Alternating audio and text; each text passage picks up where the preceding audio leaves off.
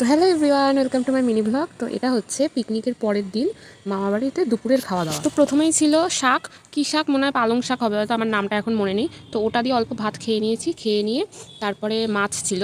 এটা হচ্ছে মা বললো চাপলে মাছ নাকি, আমি কোনোদিন খাইনি, তো মামাবাড়িতে করেছে, তো সেটা একটুখানি খেয়ে দেখছি চাপলে মাছ কেমন হয়। চাপলে মাছ আর বাটা মাছ করেছিল, ওই যে দুটোই একসাথে করেছে, বেগুন দিয়ে আলু দিয়ে ঝোল। তো ভালোই লাগছিলো খেতে, কিন্তু যেহেতু একটু কাটা ছিল তাই অতটা আমি কোনো রকম করে একটু খেয়েছি, আর বাটা মাছটা খেয়েছি। আর রান্নাটা করেছে আমার মামি, তো মাছ রান্নাটা খুব ভালো হয়েছে, টেস্ট হয়েছে ভালো। আর তারপরেই তো রয়েছে যে আসল খাবার, তোমরা আগেই দেখেই নিলে আমার বলার আগে। তো হ্যাঁ, মামা আজকে কিনে নিয়ে এসছে চিকেন বিরিয়ানি। তো আমরা ফার্স্টে জানতাম না, হট করেই, মানে তখন 2:30 বাজে, খেতে বসিনি তখনও, দেখছি মামা বিরিয়ানি কিনে নিয়ে এসছে আমাদের জন্য। আসলে মামা নিয়ে এসছে, আর না খেলে হয়, আর আমি তো বিরিয়ানি খুব ভালোবাসি। আসলে আমরা খেতে ভালোবাসি বলেই মামা নিয়ে এসছে বিরিয়ানিটা কিনে। তো হ্যাঁ, আর একটা কথা বলি, এখানে প্লেটটা চেঞ্জ আছে, তার কারণ আমি যেহেতু ওই থালায় মাছ টাছ দিয়ে খেয়েছি, তো ওই থালায় আর আমার বিরিয়ানিটা ইচ্ছা হচ্ছিল না, তাই জন্য আমি প্লেটটা চেঞ্জ করে নিয়েছি, সেই জন্য আলাদা প্লেট তোমরা দেখতে পাচ্ছ।